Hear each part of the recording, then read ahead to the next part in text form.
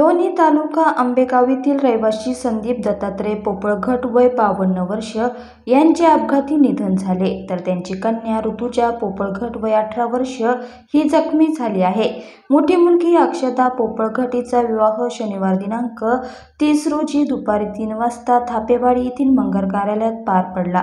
विवाह झाल्यानंतर सर्व धार्मिक विधी पार पडल्यानंतर लग्न झालेल्या मुलीची पाठराखण करण्यासाठी धाकटी मुलगी ऋतुजाला पाठवायचे होते, म्हणून ऋतुजा वडिलांबरोबर लोणी येथील घरी कपड्यांची बॅग आणण्यासाठी वडिलांबरोबर लोणीच्या दिशेने जात असताना बांधणवस्ते या ठिकाणी गतिरोधक आला म्हणून दुचाकी वाहन सावकाश केले। याच वेळी पाठीमागून जोरात येणाऱ्या टेम्पोने जोरात धडक दिली। या धडकेत संदीप पोपळघट हे डोक्यावर पडल्याने जबर जखमी झाले। अपघातानंतर त्यांना प्रथम लोणी व नंतर चाकण या ठिकाणी रुग्णालयात दाखल केले, तर मुलगी ऋतुजाचा एक पाय फ्रॅक्चर व दुसऱ्या पायाला मोठी दुखापत झाली।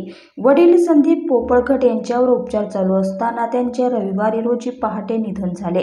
त्यांच्या मागे पत्नी, एक मुलगा, 2 मुली असा परिवार आहे।